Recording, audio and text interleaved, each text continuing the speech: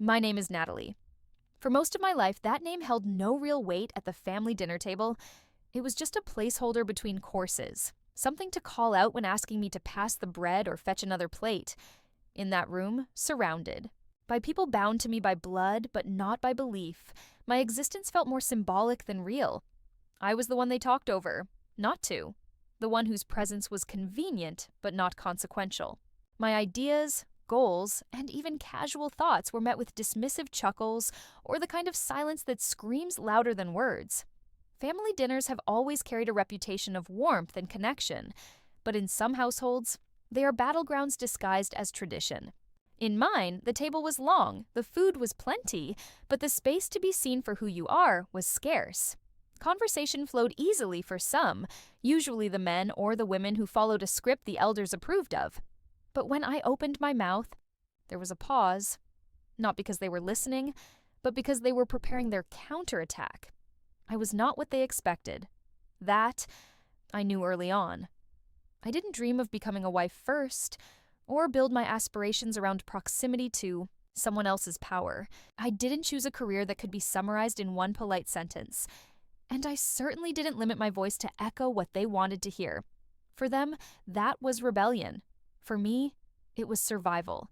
In homes where tradition is treated like a form of currency, anything unfamiliar is a threat. Ambition, when it doesn't serve the family's reputation or reinforce its patriarchs, becomes dangerous. It is reshaped into arrogance. Confidence becomes disrespect. Independence becomes ingratitude. These are the linguistic tools of control, subtle, almost elegant in their cruelty. The dinner table became the stage for this quiet dismantling. It wasn't just about food, it was about hierarchy. The father at the head, the mother nodding along, the siblings taking cues, and the extended family lining the perimeter like an audience in a play they all agreed to act in. And I was written in as comic relief, or worse, the cautionary tale. That's the role reserved for girls who dream too much. It's strange how family can know you your whole life and still refuse to see you. Or perhaps they do see you, but only through the lens of who they want you to be. That is its own kind of blindness, selective and willful. You could hand them your achievements on a silver platter and they'd look past it, asking you instead why you're not married, why you don't have children, why you're always so difficult. I stopped answering after a while, not because I lacked words, but because I realized they weren't looking for answers. They were seeking validation for their own choices, not clarity about mine. They wanted the comfort of thinking their path was the only one worth walking, and that anyone who strayed from it would eventually come crawling back, bruised by reality. When I didn't, they decided it must be luck, or a phase, or pretense. Women like me are tolerated in whispers. We're the ones family members mention in half jokes, the ones they bring up in cautionary tones. She's doing something. They'll say with a vague wave of the hand, like success is a fog they don't want to acknowledge. She's still not married, they'll add, as if that one detail can discredit everything else. For them, that's the ultimate measure of success, being chosen, not choosing. Aligning with someone else's world, not building your own. There is an unspoken rule in families like mine. Stay small, be agreeable, dream modestly, live a life that doesn't make others uncomfortable. If your success doesn't fit into their blueprint, it's treated like a betrayal. If your voice grows too loud, they'll call it attitude. If your dreams soar too high, they'll remind you of gravity. But what they never realize is that silence is not submission. It's strategy. Every time I bit my tongue, every time I let a comment slide, every time I smiled through a backhanded compliment, it wasn't weakness, it was patience. I wasn't agreeing with them. I was choosing not to waste energy where it wouldn't grow. I was building something they couldn't see. There's a deep kind of loneliness that comes from being unseen in your own family. It's not the absence of love. They say they love you, often and loudly.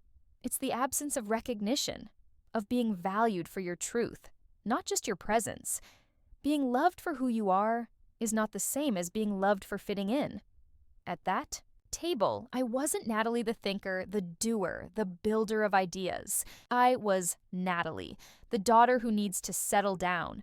Natalie, the girl who thinks she's too good. Natalie, the one who might learn the hard way. Every identity they assigned to me was a deflection from the one I was shaping for myself, and yet I never stopped shaping it. Being labeled as nothing is rarely done directly.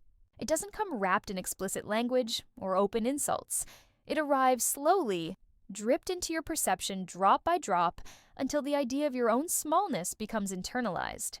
It starts with subtle dismissals, the way adults smile at your dreams like they're cute toys you'll eventually grow out of. The way elders say, "we'll see," not as encouragement, but as gentle doubt. The way accomplishments that don't fit into their worldview are passed over, treated like hobbies or distractions rather than milestones. Years of being called nothing rarely involve the actual word. It's more insidious than that. It's the silence that greets your achievements, the half-hearted praise quickly followed by comparisons, the constant redirection of attention to someone else more familiar, more traditional, more comfortable. It's the way you're encouraged to stay realistic, not because your dreams are impossible, but because they make others feel exposed in their own limitations. These years are shaped by 1,000 small moments, comments from family that sound like concern, but sting like condescension. Teachers who push others forward while barely registering your presence. Friends who cheer louder for those whose lives mirror their own. The culture of invisibility doesn't require cruelty, it thrives in passivity. It feeds off neglect and wraps itself in politeness. It tells you not that you can't, but that you shouldn't. That it's safer, wiser, and more practical to shrink. Eventually, you begin to wonder if maybe they're right. Maybe the voice inside you that dares to dream is just naive. Maybe your desire to build something of your own is arrogance. Maybe you are the one who needs to fall in line. That's how the erosion begins. Not with a storm, but with a quiet. Wearing a way of belief, but belief is stubborn. It flickers even when smothered. And while the world may try to write your story for you, there is always a part of you whispering that it isn't over yet. Years of being underestimated do something strange to a person. On one hand, they injure. They leave bruises on your sense of worth that are invisible to others. They plant questions in your mind that bloom into self-doubt. But on the other hand, they sharpen you. When no one is watching, you start to build for yourself. You start to study not just your craft, but your resilience. You develop a quiet discipline. You grow familiar with rejection and begin to see through it, not as proof of your inadequacy, but as evidence of others' limited vision. There's something oddly liberating about being seen as nothing. It lowers expectations to the point where any forward movement feels like rebellion. It allows you to operate in silence, to fail in private, to create without spectacle. The spotlight is on others, so your journey becomes yours alone. And while it hurts to be overlooked, there's a strange freedom in invisibility. No one watches you rise, so you can rise without interference. In these years, success becomes deeply personal, not measured in applause or recognition, but in moments of growth only you are aware of. When you learn a new skill, when you finish something difficult, when you stand up for yourself in small ways. These wins aren't celebrated, but they build a foundation. They become proof that your value doesn't depend on who's watching. There's a heavy irony in being labeled as nothing by people whose understanding of value is so narrow.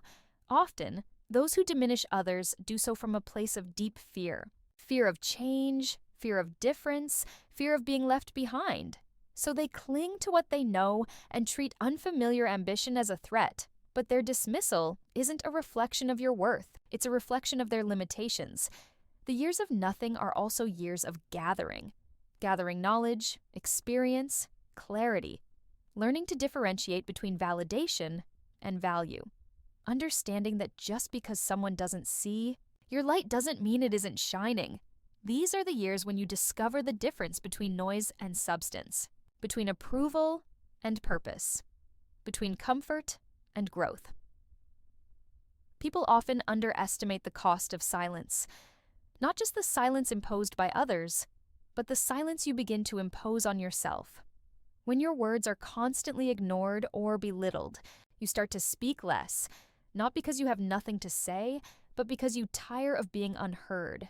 But even in that silence, thoughts grow, ideas sharpen, identity strengthens. Just because it isn't voiced doesn't mean it isn't forming. these years are also filled with contradictions. You carry pain and purpose at the same time.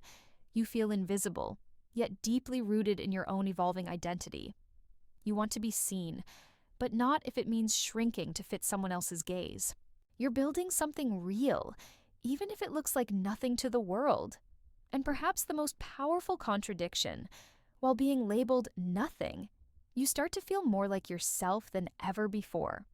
You begin to realize that your worth never depended on their permission, that your dreams were valid even when doubted, that being overlooked gave you the gift of autonomy, the space to become who you are without compromise. These are the years where emotional independence begins. When you stop measuring your success against their expectations, when you stop waiting for applause and start pursuing alignment, when you decide that being true to yourself is more important than being liked by people who never really tried to know you. The label of nothing doesn't stick forever. Eventually, what you build starts to speak for itself, but even then, some people will refuse to acknowledge it. They'll cling to the version of you they decided was real, because to admit they were wrong would require a level of humility they haven't developed. It's easier for them to stay in denial than to expand their understanding of what you're capable of, but by then, their opinion will matter less. Not because you've become cold or indifferent, but because you've found better mirrors, ones that reflect your truth instead of their fears. There is a power in silence that most people overlook. Not the silence of defeat, but the silence of preparation, the kind that feels still on the surface, but is alive with movement underneath. That's the kind of silence that defines the process of building in the shadows. It's not dramatic or loud or filled with grand gestures. It's made up of long, invisible hours, of learning without recognition, of pushing forward without anyone clapping, of choosing to grow in spaces where no one is watching, not because you're hiding, but because you're focused. Building in the shadows begins when you stop asking to be seen, when you realize that the approval you were seeking was never going to come, not in the way you needed. That realization hurts at first. It strips away illusions, but it also frees you. It allows you to stop performing and start constructing. You shift your energy from explaining yourself to improving yourself, from trying to prove something to others to proving something to yourself. It's in the quiet spaces, those hours, that no one else accounts for, where real transformation begins. There's no audience, no reward, no guarantee, just effort, just discipline, just the slow, often frustrating work of becoming. This is the grind no one glamorizes. It's made up of late nights, small victories, internal battles, and countless moments where you have to remind yourself why you started. It's a commitment to yourself, a promise to your own potential, made fresh every day with no applause and no shortcuts. The beauty of building in the shadows is that it lets you fail without spectacle. It gives you room to experiment, stumble, rework, and refine. You can be messy, unsure, inconsistent, without judgment. There's no pressure to perform, only the responsibility to persist. And from that persistence, something unshakable begins to grow. Quiet confidence.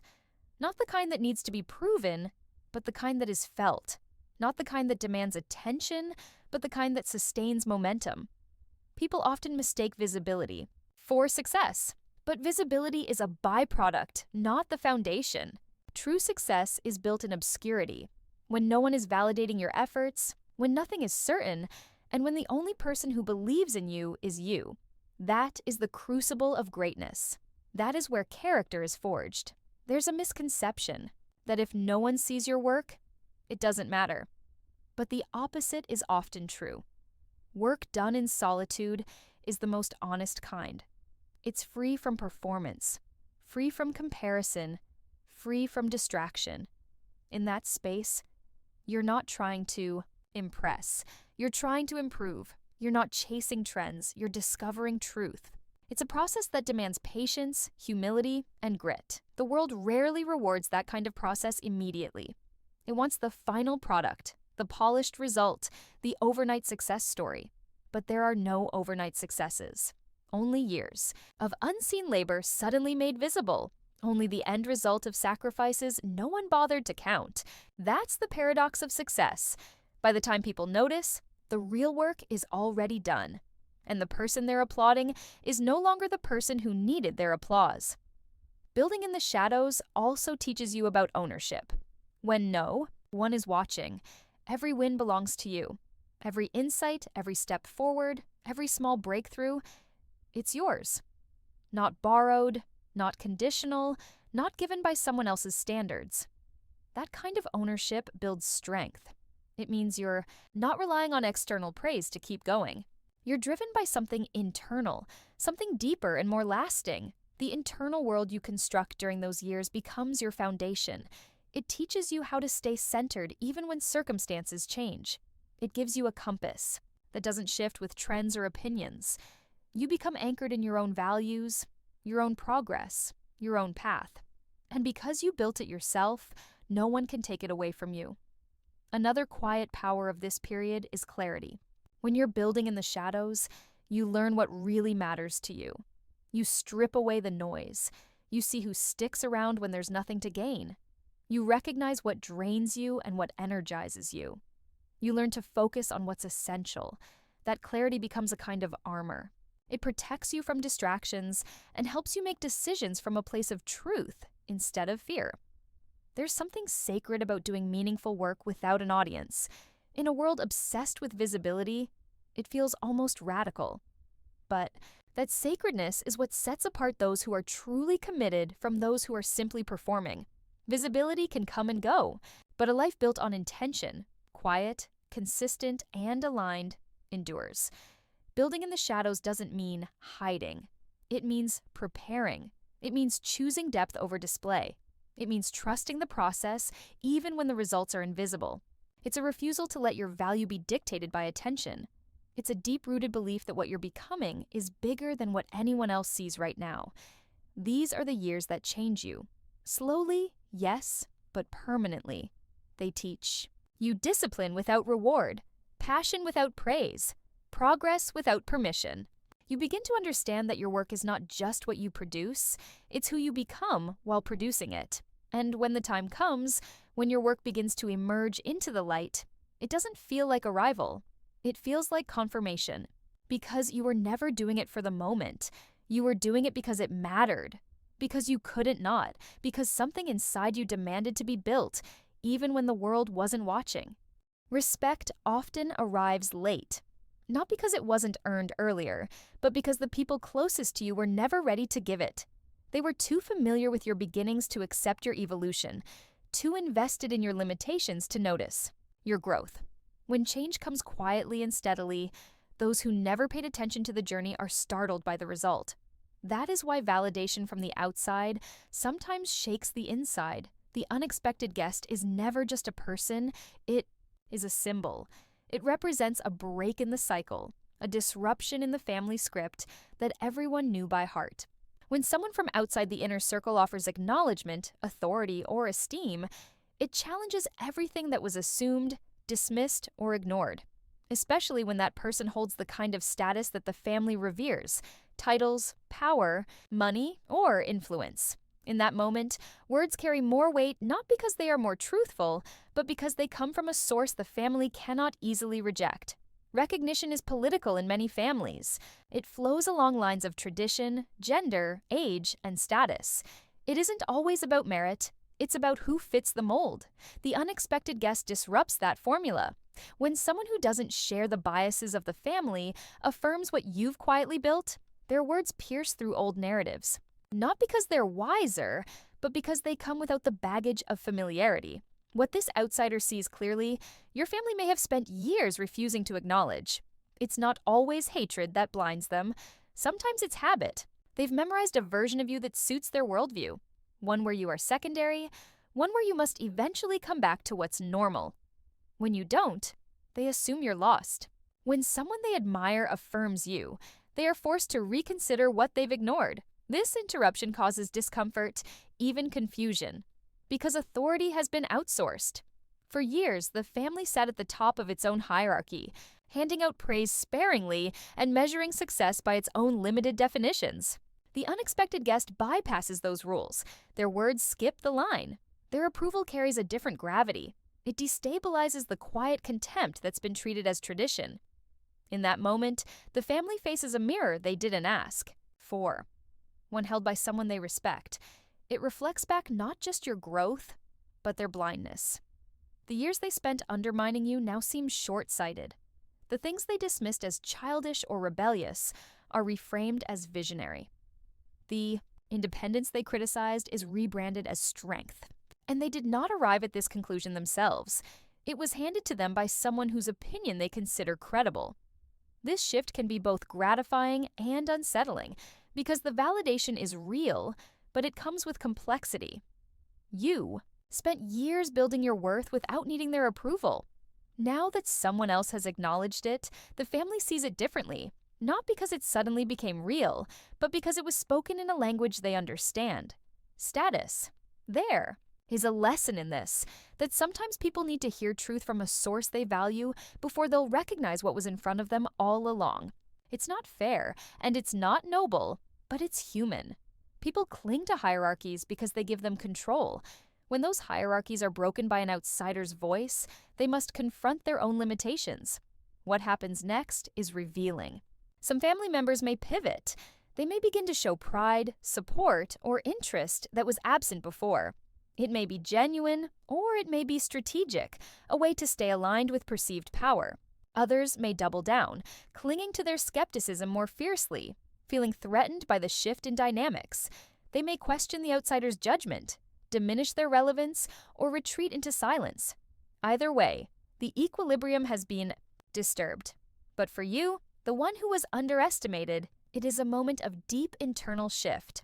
Not because you need the guest's words to believe in yourself, but because it proves what you always knew, that your value was never contingent on their recognition, that your journey was never dependent on their applause.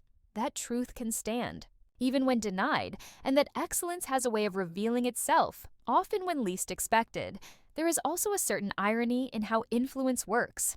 You may have spent years trying to convince your family with reason, explanation, or effort, and nothing changed. Then someone they admire says a few words, and the room transforms. It's a reminder that people don't always listen based on truth. They listen based on power. They accept insight not because it's wise, but because it comes from someone whose voice they've already agreed to value. This is not a cause for bitterness. It is an invitation to clarity, to see your worth apart from their perception, to understand the mechanics of social approval without being ruled by it, to recognize that family can love you and still fail to see you, that the journey of self-worth often happens in isolation, long before it's ever externally acknowledged. The unexpected guest doesn't save you. They don't define you. What they offer is not validation, but visibility, a light that reveals what was always there. Their presence becomes a turning point, not because they bring truth, but because they force others to see it, and in that illumination, something long buried begins to emerge. The realization that being overlooked was never a reflection of your potential. It was a reflection of others' blindness. And when that blindness is finally disrupted, whether for a moment or forever, you stand unchanged, but no longer unseen. Words do not always measure their weight in syllables.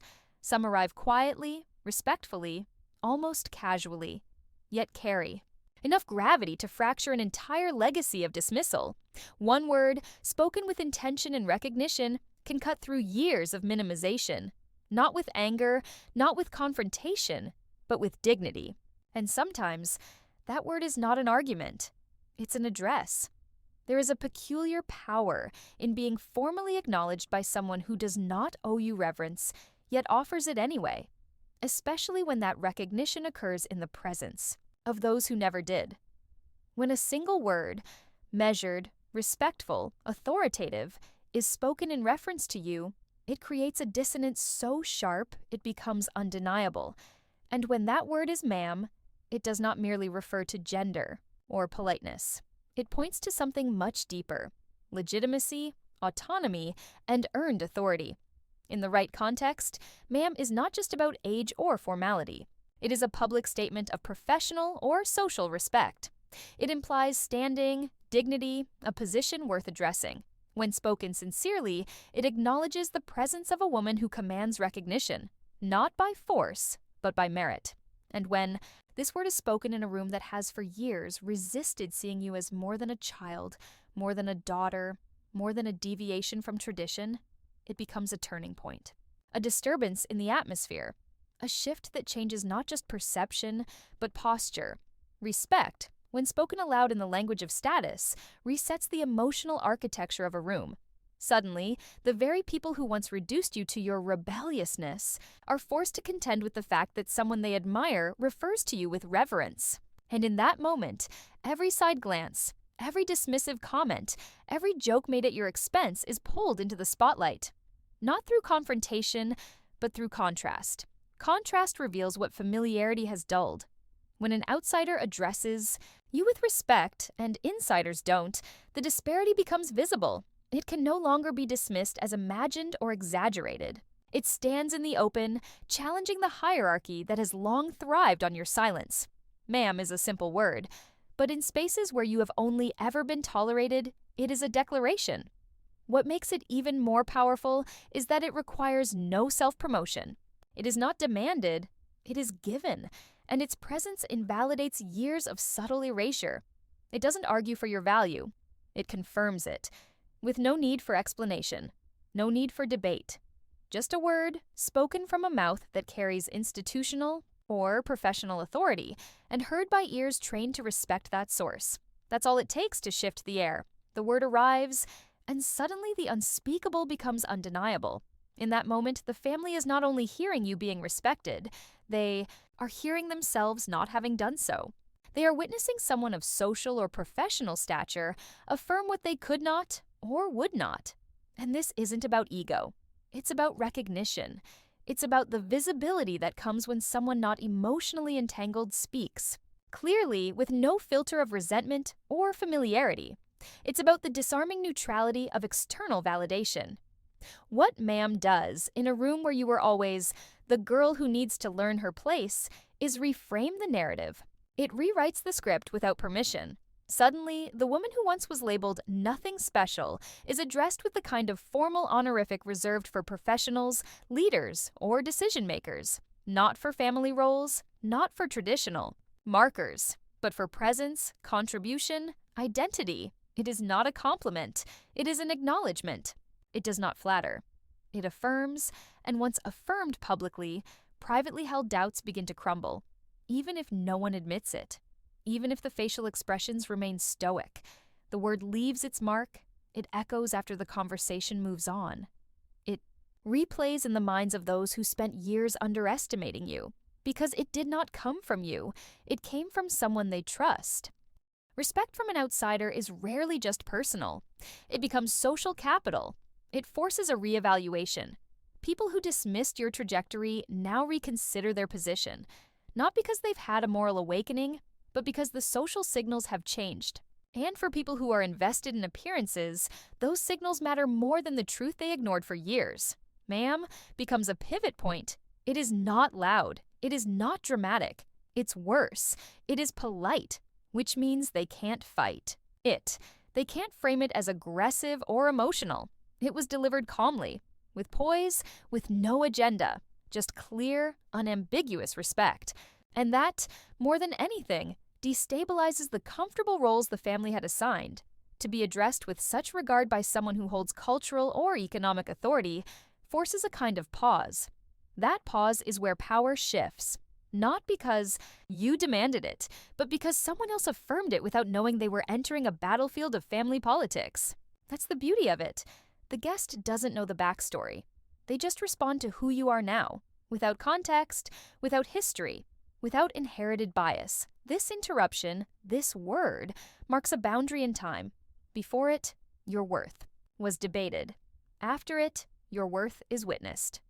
There is a particular stillness that arrives not when something tragic happens, but when something undeniable happens, when a truth too long ignored steps forward without apology.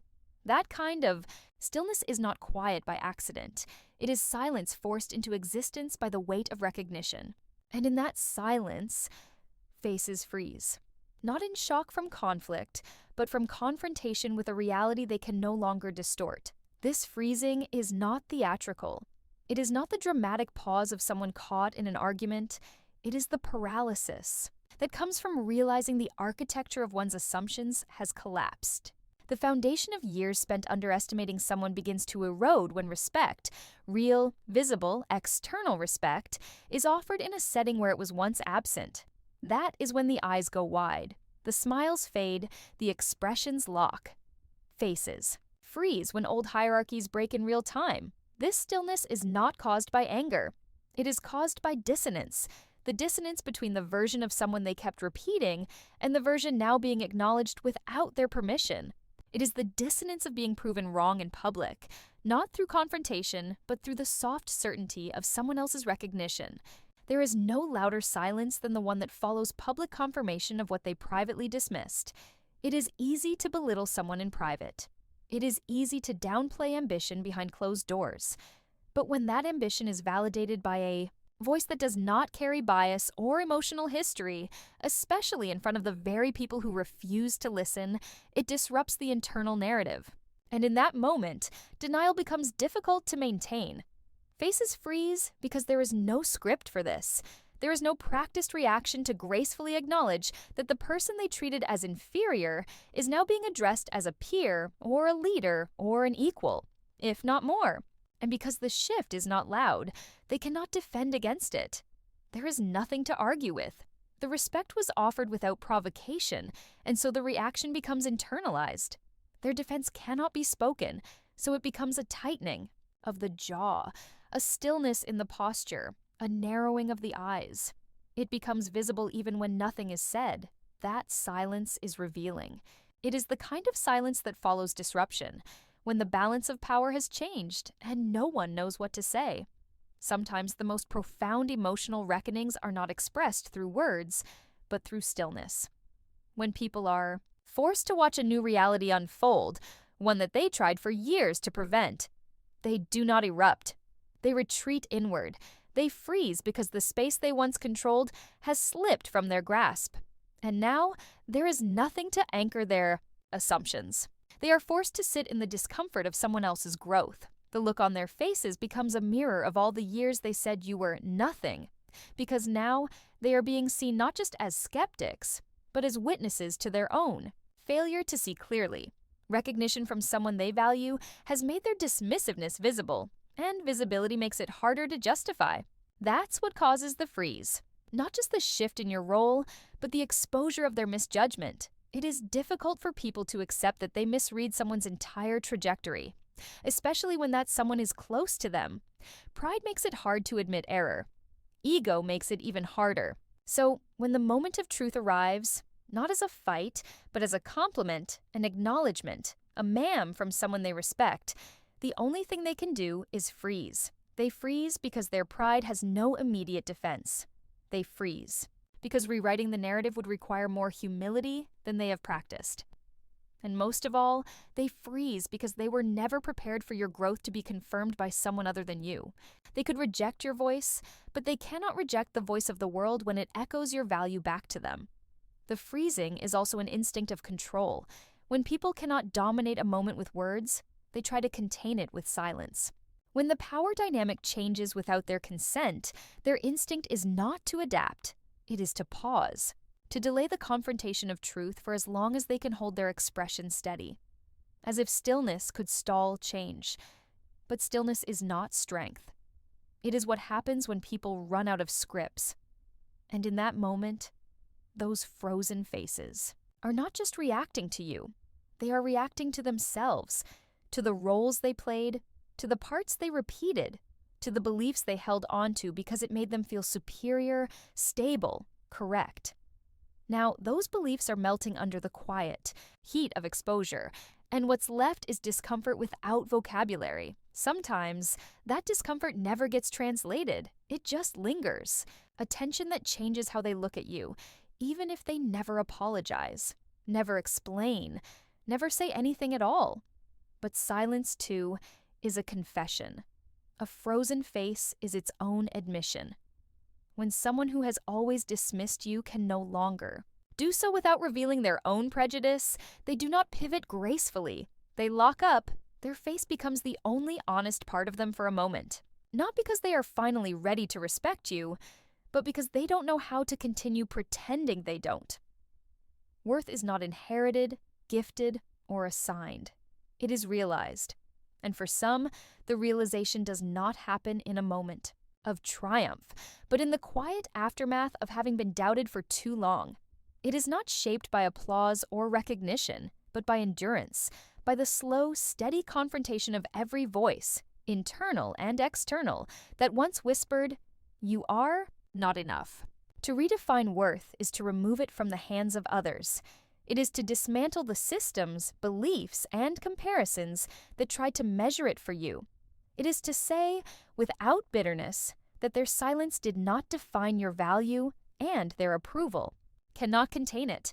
Redefining worth means rebuilding the meaning of who you are, not as an echo of others' expectations, but as the result of your own becoming. This process does not begin with praise. It begins with clarity, with understanding that worth is not a reaction, but a state. It does not spike with success, and it does not collapse with failure. It does not fluctuate based on who notices, who supports, or who disappears. It simply is steady, intrinsic, untouchable. For too long, worth has been attached to roles: daughter, sister, employee, partner, approval seeker, performer. Stripped of those roles, many are left wondering if anything remains. But redefining worth means recognizing what remains when everything else is taken away. When the metrics vanish, when the labels fade, when no one is clapping. What remains? Then, that essence is real worth. True worth cannot be bargained with. It cannot be upgraded by praise or downgraded by rejection. It does not bow to someone else's title or opinion. It is the kind of worth that doesn't flinch when ignored and doesn't inflate when admired. It is stable. It is whole. It is yours. To live from this place is to stop performing for rooms that are not yours. It is to stop explaining yourself to those who are committed to misunderstanding. It is to stop mistaking rejection for reflection. Just because someone cannot see your worth does not mean it isn't there. It only means their lens is too narrow. Redefining worth also requires unlearning. It requires letting go of the belief that worth is something you earn through usefulness, that you are only as valuable as the help you offer, the boxes you check, or the peace you keep. This kind of conditional worth is a contract written in fear. Real worth asks nothing in return. It exists before effort and survives after failure. There is a quiet kind of power in no longer needing to prove. When worth is no longer on trial, you begin to move differently. You stop defending your boundaries. You stop asking permission to change. You stop shrinking so others feel comfortable. You stop carrying what was never yours to hold. This isn't arrogance. It is arrival. The moment you stop asking for the right to be here, you realize you always were. The world often conditions people, especially women, to outsource their worth, to tie it to desirability, obedience, domesticity, likability, or sacrifice. It teaches them that worth is reflected in someone else's pride, that it must be earned through compliance, that being enough means being small enough to fit into someone else's story. But worth is not about being chosen. It is about choosing. Choosing to believe in your own value without waiting for consensus.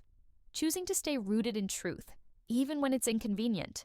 Choosing to outgrow spaces that require you to be less. Choosing to rewrite the rules of engagement so they align with your integrity, not your fear. Redefining worth is not a declaration. It is a discipline. It's not about saying I am enough once. It's about returning to that truth daily, especially in silence, especially when questioned, especially when the people closest to you can't or won't see it. It's about choosing to believe in what is already there, not because someone affirmed it, but because you uncovered it. You start to see the difference between identity and image. Image is curated. It needs maintenance, approval, adjustment. Identity, rooted in real worth, does not. It withstands misunderstanding. It is quiet, steady, undisturbed by performance. And when identity grows stronger than image, you stop performing altogether. You begin to live. There is a turning point in every life where being underestimated becomes irrelevant, where the focus shifts from being recognized to being aligned, from being liked to being whole, from being invited to being self-sent. You stop needing to be chosen because you have already chosen yourself. And that choosing, that's where the redefinition begins.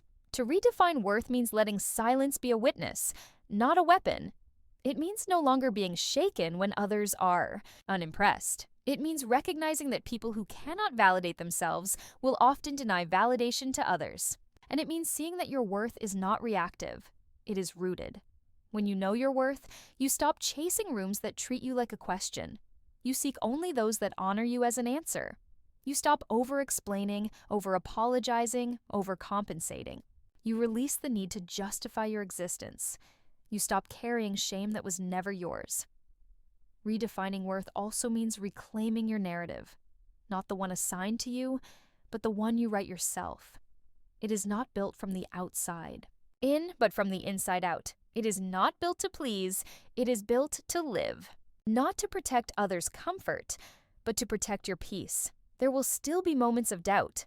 That is the nature of undoing years of conditioning. But the foundation remains. Even when you question it, it does not disappear. Even when others mock it, it does not break. Because worth, once known, becomes a kind of quiet defiance. It becomes a refusal to be explained, minimized, translated, or delayed. It becomes a choice to be whole, even when others prefer you broken.